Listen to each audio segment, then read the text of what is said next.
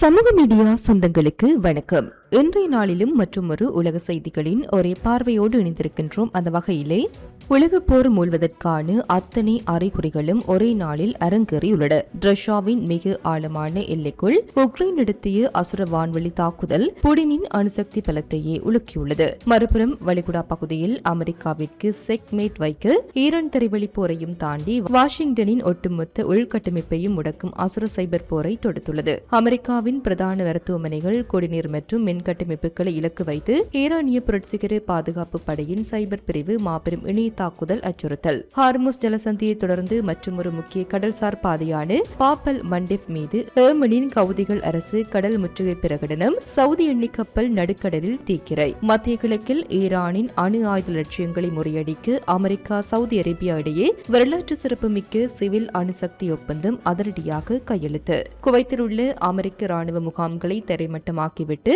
Kuwait பொதுமக்களிடம் Iran நடத்திய அதிரடி உளவியல் போர் மற்றும் பிராந்திய பேரழிவை தடுக்க ஈராக் பிரதமர் மேற்கொண்டுள்ள அதிரடி ராஜதந்திர பாய்ச்சல் என ஒட்டுமொத்த உலக ஒழுங்கையை மாற்றியமைக்கும் முக்கிய புவிசார் அரசியல் திருப்பங்களின் முழுமையான விவரங்களை இப்போது பார்க்கலாம்.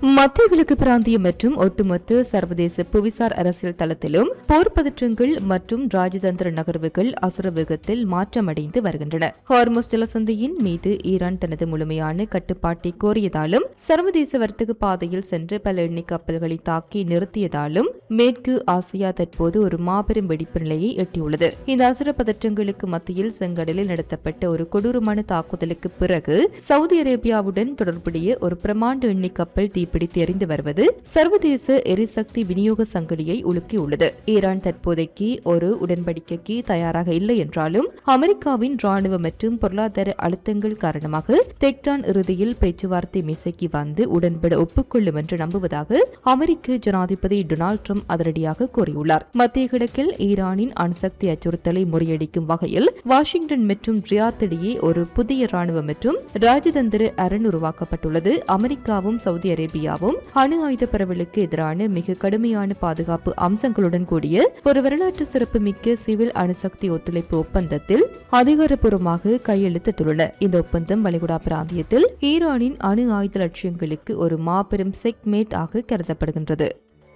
மத்திய கிழக்கில் அமெரிக்கா மற்றும் ஈரான் இடையே முழு அளவிலான போர் மூண்டுள்ள சூழலில் வளைகுடா நாடுகளின் இறையாண்மை மற்றும் பிராந்திய பாதுகாப்பு குறித்து ஈரானின் இஸ்லாமிய புரட்சிகர காவல்படை ஒரு புதிய அதிரடி உளவியல் போரை தொடங்கியுள்ளது. குவைத்தில் உள்ள அமெரிக்காவின் கேம் அரிப்ஜான் மற்றும் அலி எல் சலீம் ஆகிய ராணுவ தளங்கள் மீது ஈரான் நடத்திய அசுர ரோன் மற்றும் ஏவுகணை தாக்குதல்களை அடுத்து குவைத் நாட்டு மக்களை நேரடியாக வெளியிட்டு IRGC தங்களது அதிகாரப்பூர்வ அறிக்கையை வெளியிட்டுள்ளது. குவைத் அரேபிய மக்களிடம் நேரடியாக பேசியுள்ள IRGC உங்கள் பிராந்திய ஒருமைப்பாட்டையும் உன்னதமான இறையாண்மையும் எக்காலத்திலும் மீறியது ஈரான் அல்ல, மாறாக உங்கள் மண்ணை ஆக்கிரமித்துள்ள அமெரிக்கா தான் என்று மிக ஆணித்தரமாக வலியுறுத்தியுள்ளது. ஈரான் தனது அறிக்கையில் குவைத் மண்ணில் அமெரிக்க ராணுவம் நிகழ்த்தி வரும் அத்துமீறல்களை மிக கொடூரமாக விவரித்துள்ளது. தாங்கள் நடத்திய அசுர தாக்குதல்கள் அனைத்தும் குவைத் நாட்டின் சொத்துக்கள் மீது அல்ல, அங்கிருக்கும் அமெரிக்க ராணுவ தளங்களை மட்டுமே குறிவைத்தன என்று IRGC தெளிவுபடுத்தியுள்ளது. அந்த ராணுவ பகுதிகள் அனைத்தும் குவைத்தின்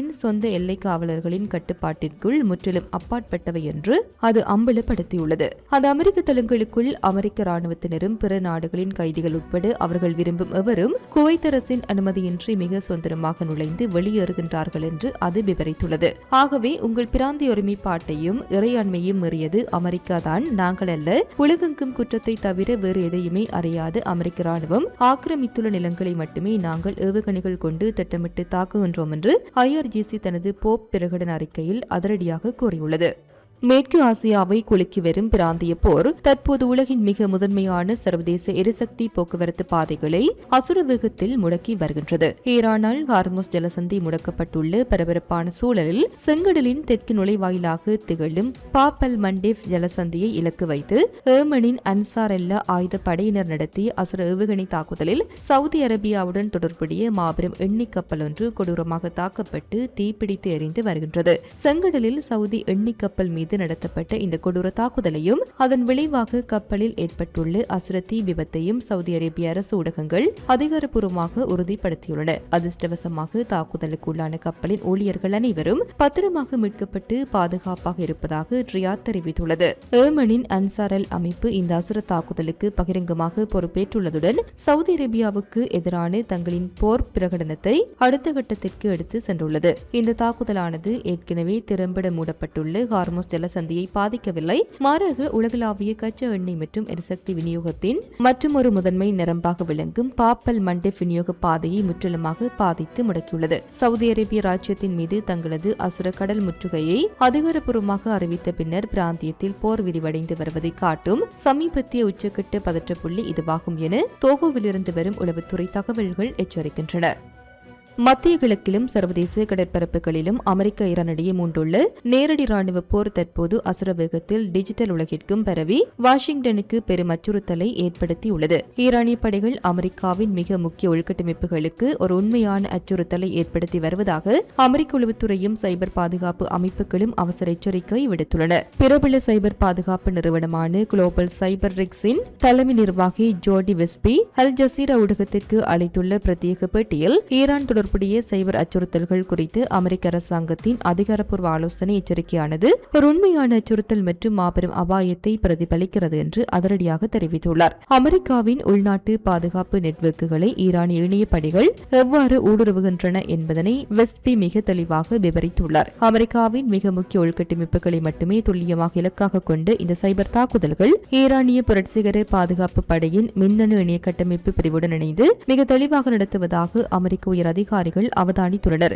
ஈரானிய இணையப்படையைச் சேர்ந்தவர்கள் மிகவும் திறமையானவர்கள், புத்திசாலிகள், அதிநவீன இணையவழி தாக்குதல்களை நடத்துவதில் வல்லவர்கள் என்று ஜோடி வெட்ஸ்பி குறிப்பிட்டுள்ளார். இந்த இணைய போரினால் அமெரிக்க பொதுமக்கள் எதிர்கொள்ளப் போகும் பேரழிவு தரும் விளைவுகள் குறித்து நிபுணர்கள் எச்சரித்துள்ளனர். ஆபத்துக்கு உள்ளாகக்கூடிய சாத்தியமான பொது உள்கட்டமைப்புகளில் அமெரிக்காவின் பிரதான மருத்துவமனைகள், குடிநீர் விநியோகம், கழிவு மேலாண்மை மற்றும் மின்சார விநியோக வசதிகள் ஆகியவை அடங்கும். தற்போது அமெரிக்கா மிகவும் வெப்பமான ஒரு கடுமையான கோடை காலத்தை அனுபவித்து வருவதால் இந்த தகைக்கும் சூழலில் மின்சாரம் மற்றும் நீர் விநியோக கட்டமைப்புகள் முடக்கப்பட்டால் இந்த தாக்குதல்கள் அமெரிக்க மக்களின் இயல்பு வாழ்க்கையில் மிக கடுமையான மற்றும் கணிசமான தாக்கத்தை ஏற்படுத்தக்கூடும் என்று வெட்ஸ்பி கூறியுள்ளார்.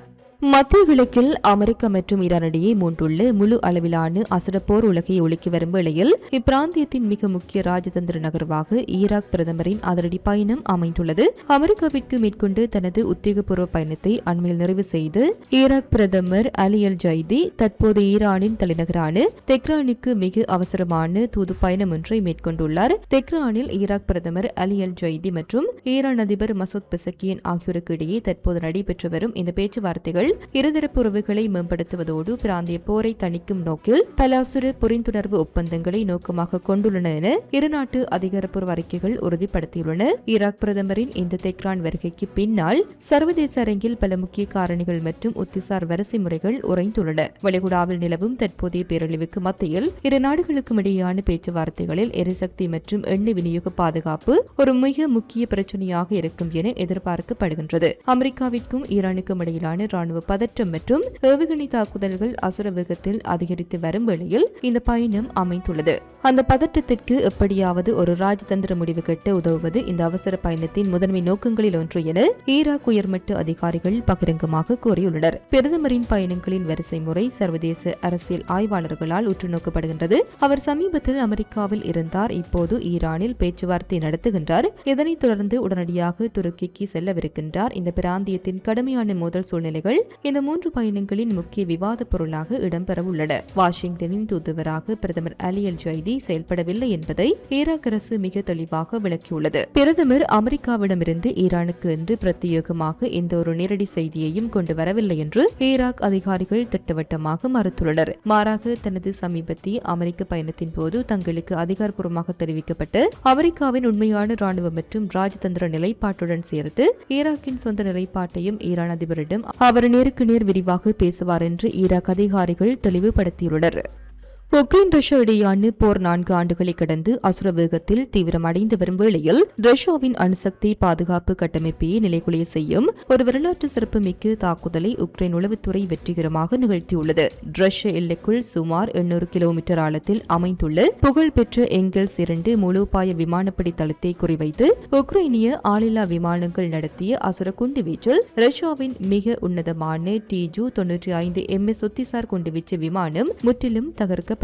போர்க்களத்தில் இந்த விமானம் தீப்பிடித்து இரண்டாக பிளவுபட்டு ஓடுபாதையிலேயே முற்றிலும் சாம்பலாகி கிடப்பதை பிளானட்ஸ் லேப் செயற்கைக்கோள் படங்களும் திறந்த மூல உளவுத்துறை அமைப்பான ஏவி வெக்டரும் அதிகாரப்பூர்வமாக உறுதிப்படுத்தியுள்ளனர். ரஷ்ய அதிபர் விளாடிமிர் புடினின் மிக முக்கிய ராணுவ பலமாக விளங்கிய இந்த உத்திசார் குண்டுவீச்சு விமானத்தின் அழிவு ரஷ்ய ராணுவ இயந்திரத்திற்கு ஏற்பட்டுள்ள ஈடு செய்ய முடியாத கோடிக்கணக்கான டாலர் இழப்பாகும். இந்த TU-95 MSM நவீனமயமாக்கப்பட்ட விமானங்கள் வானில் இருந்தபடியே அணு ஆயுத முனைகளை கொண்டு 8 KH-101 அல்லது KH-102 குரூஸ் ஏவுகணைகளை ஏவி ஒரு முழுமையான அணு ஆயுத போரை நடத்தும் அசுரத்திறன் கொண்டவை. உக்ரைனிய நகரங்களை உலுக்கிய பெரும்பாலான ஏவுகணைகள் இந்த விமானங்களில் இருந்தே ஏவப்பட்டன. இந்த TU-95 ரக விமானங்கள் 1952 வடிவமைக்கப்பட்டவை. மிக சக்தி வாய்ந்த NK-12 டர்போப்ராப் என்ஜின்களால் இயக்கப்படும் இந்த அசுர விமானங்களை உருவாக்கும் உற்பத்தி உள்கட்டமைப்பு தற்போது ரஷ்யாவில் முற்றிலும் கிடையாது.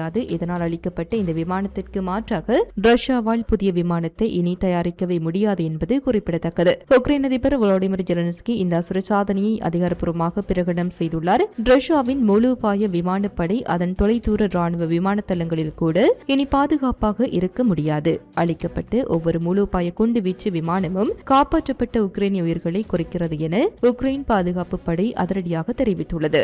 இத்துடன் குறித்த காணொலி நிறைவு பெறுகின்றது. இது தொடர்பிலான உங்களுடைய கருத்துக்களை கமெண்ட் வாயிலாக தெரிவிக்கலாம். இது போன்ற பல செய்திகளை தெரிந்து கொள்ள நம்முடைய சமூக மீடியா யூடியூப் சேனலை சப்ஸ்கிரைப் செய்து அருகில் உள்ள பெல் பட்டனை கிளிக் செய்யுங்கள். மேலும் செய்திகளை உடனுக்குடன் தெரிந்து கொள்ள சமூகமீடியா.com என்ற இணையதளத்தின் வாயிலாக எங்களுடன் இணைந்திருங்கள்.